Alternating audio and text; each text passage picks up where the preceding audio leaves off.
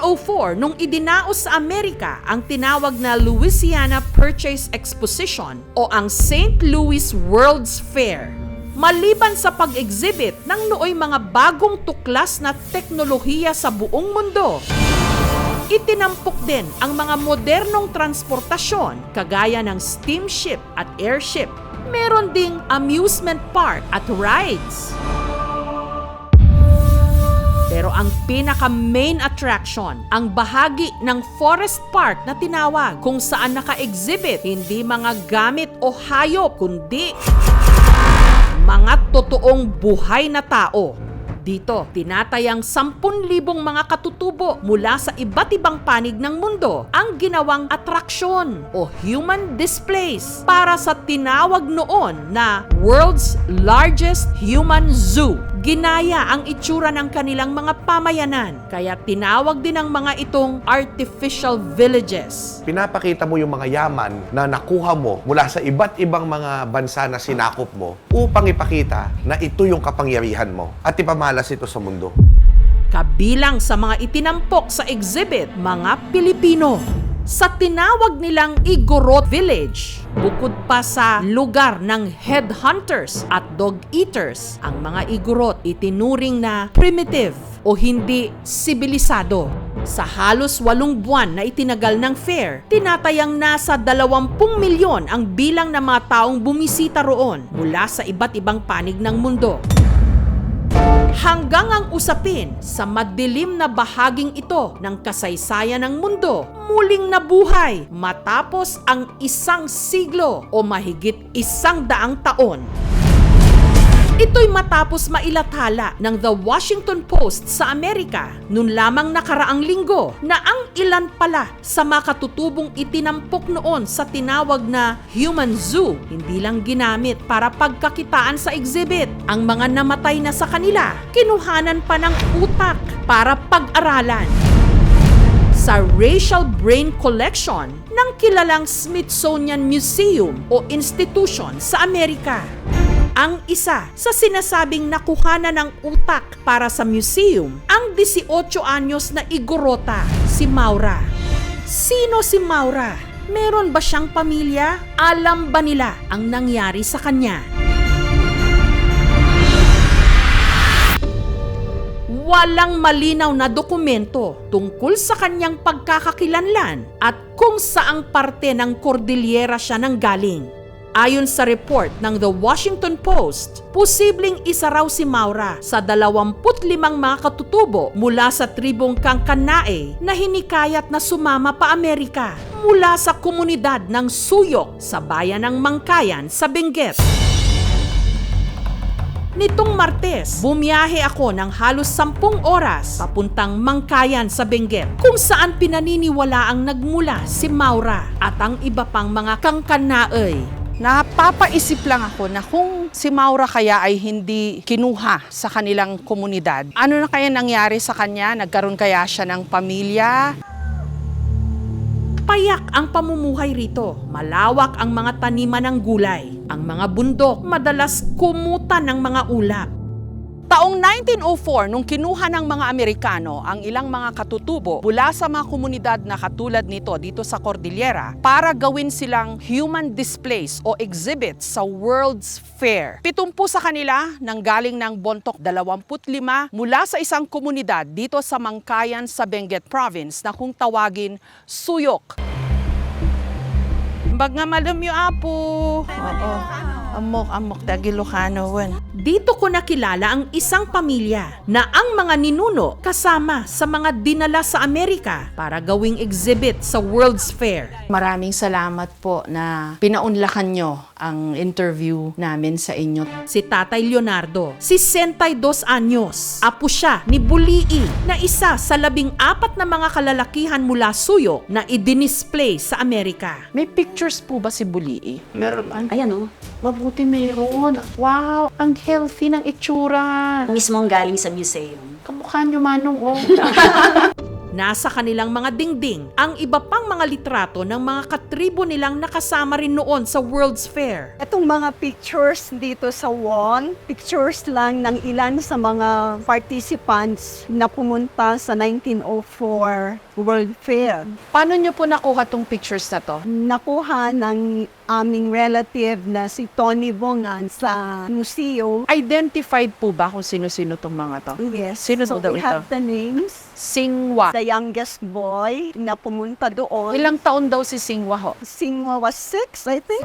Ayon sa ilang pananaliksik, hindi lahat ng mga katutubong dinala sa Amerika nakabalik pa ng buhay dito sa Pilipinas. May ilan kasing sa biyahe pa lang, nagkasakit na at namatay. Ang isa sa kanila, si Maura. Pumanaw si Maura ilang araw bago nagsimula ang eksposisyon. Pumunta sa punerarya ang mga kababayan ni Maura para masilayan ang kanyang labi.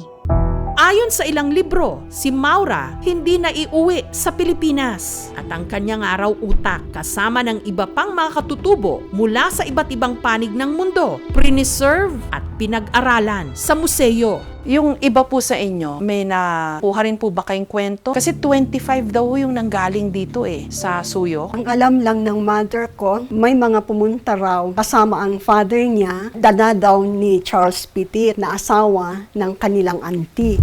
Si Charles Petit, isang sundalong Amerikano na nakapangasawa ng taga-Suyo. Si Dang Usan, na kapatid naman daw ni Bulii. Si Petit, isa raw sa mga nanghikayat sa unang grupo ng mga Igorot na dinala sa Amerika. Siya ang nagdala sa kanila. Tinawag lahat yung relatives. So most likely, ang sabi niyo ho, yung 25 lahat na yon galing sa iisang angkan, tama ho ba? May posibilidad po.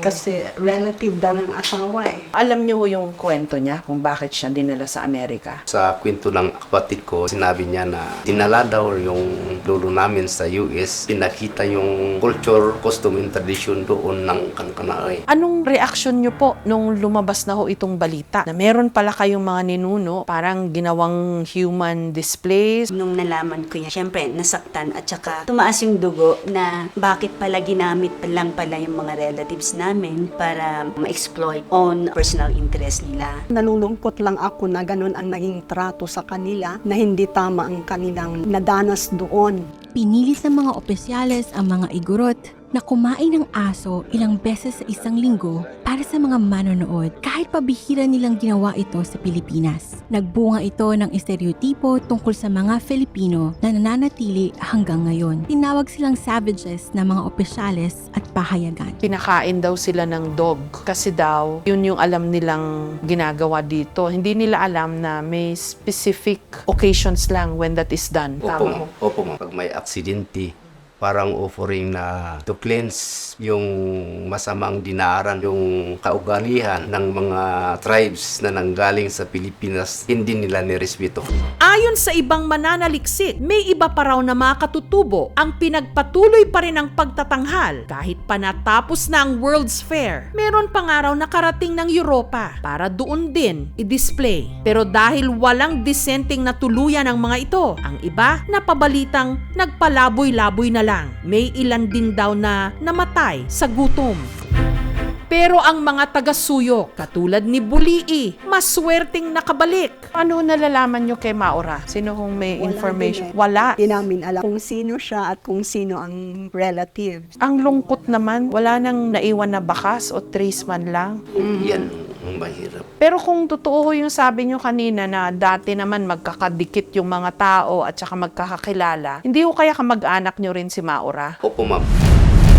Ang pagkakadescribe mo sa kanya, marami siyang tattoo. According to former Vice Mayor na pumunta sa US, lahat yung nanggaling dito sa Suyo, may tattoo yun. All 25 may tattoo. Yan ang sabi niya. Sa inyo pong kaugalian, hindi ho totoo na pag may tattoo, mataas ang katungkulan o may katayuan sa komunidad? Marami kasi yung gustong sabihin ng tattoo, war record, to save as protection para hindi papatayin record as a member of the royal family.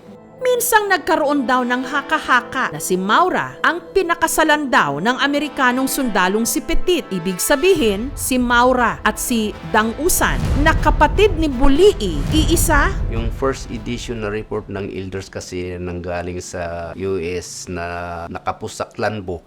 Nung nakita ko yun, ay si Maura pala si Uning. Yung second edition pala na na-edit ng 2004, si Maura iba, si Uning, siya ang Uning Dang-usan. Pero hindi siya yung asawa ni Charles Petit. Hindi siya.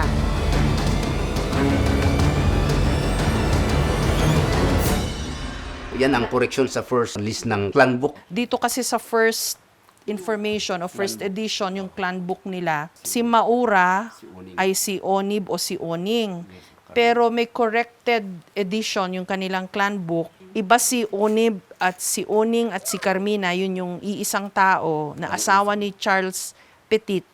Iba siya kay Maura. Ito ang libingan ng Amerikano na si Charles Petit at ito naman ang kanyang asawa na si Dang-usan or si Onib or Oning. Nakabalik naman sila dito sa Suyok bago sila mamatay.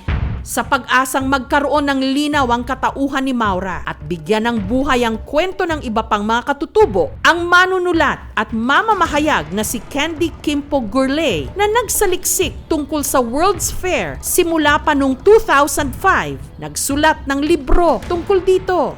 May nakita kaming picture ng isang igorot na kasayaw ay isang Amerikana. So intrigued ako, research ko. Ang unang libro na sinulat ko, it's called Bone Talk. It's a joke kasi Bone Talk was how the Americans pronounced Bone Talk. They're not just primitive, there's a reason why they believe what they believe. Sinulat ko yung book, na-reveal sa akin yung story. I realized we were abused by these very people that we look up to. And the importance of the book is everybody should know, because who we are today, that feeling of being inferior, that's not who we really should be. We are better than we think.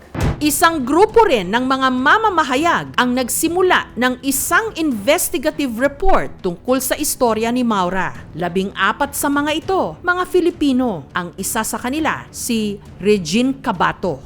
Nag-start ito sa tip na nakuha ni Claire Healy, yung isang reporter namin sa Washington Post sa DC. Nahanap niya si Jana Año Nuevo Langholz na isang activist and artist. Rin-research niya yung mga graves ng mga Pinoy na napunta sa 1904 World's Fair. Sinatrace niya yung lineage at nagsimula doon yung story kung ano yung naganap sa ilang mga Filipinos doon sa fair. At kasama na doon si Maura. Hinahanap ni Jana kung ano yung nangyari sa kanya, ano yung nangyari sa katawan niya, saan siyang nalibing. Mula doon, parang na-trace na napunta yung ilang mga labi sa Smithsonian.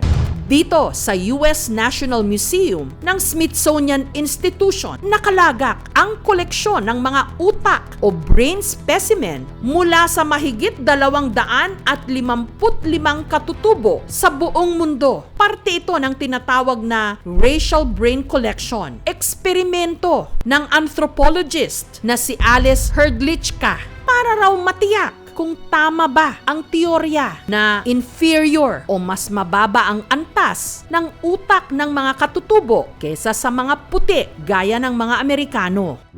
23 sa mga specimen, utak o bahagi ng utak ng mga Pilipinong katutubo at ang isa nga sa mga ito, pinaniniwalaang kay Maura. July 1904, may inutopsiya raw na 2 katawan ng Pilipino si Hrdlicka at batay sa dokumento ng Smithsonian, kinuha nito ang cerebello o cerebellum ng isang igorot na taga-Suyok na pinaniniwalaan ngang si Maura. Yung nakakalungkot doon, pinag-aralan yung brain. May pahintulot sana sa relatives kung pahihintulutan, pero na-deprive lahat yung pumunta doon sa liberty nila. Makalipas ang mahigit 100 taon, ang Smithsonian National Museum of Natural History nagpahayag ngayon ng intensyong isauli ang ilan sa mga na-preserve na mga utak sa kanilang koleksyon, kabilang na ang kay Maura. Nung panahon ng kolonyalismo, ito yung normal na paraan ng pagtrato sa mga kolonyal na tao. Ang pananaw talaga nila sa mga taong ito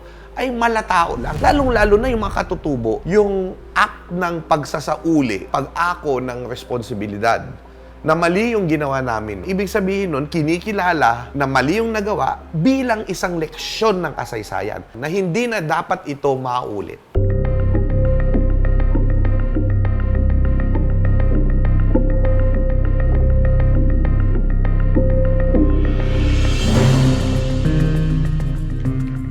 Para sa akin, yung ginawa po ng US is karumal-dumal sa amin yun. Mabigat to sa loob. Yeah, mabigat sa loob ko. Yung favor namin, ibalik yung ano dito, na sila ang gagusto sa mga ginawa nilang amanian. Because of the reports that came out sa Washington Post, napagkukwentuhan na po sila, nakikilala na natin sila isa-isa. Maganda yung balita na nilabas ito para sa amin na hindi alam ang nangyari noon. Na hindi lang sila mga pangalan na nakalista. May mga kwento sila eh. Yes, ma'am. It's so sad na hindi na naikwento. Opo, ma'am. Tayo na lang ang magkukwento for them. They were not just statistics or numbers or names. They had stories, they had personal histories, and they had families and descendants like you. Yes, Malayo na nga ang narating ng sibilisasyon ng mundo, pati na ang pagturing natin sa magkakaiba nating mga lahi. Hindi pa huli para maitama ang mga mali ng kasaysayan at ipaunawa kahit sino na walang nakakalamang na lahi. Lahat pantay-pantay. Thank you na shinare niyo sa amin yung kwento ng inyong mga ninuno. Salamat po, ma'am.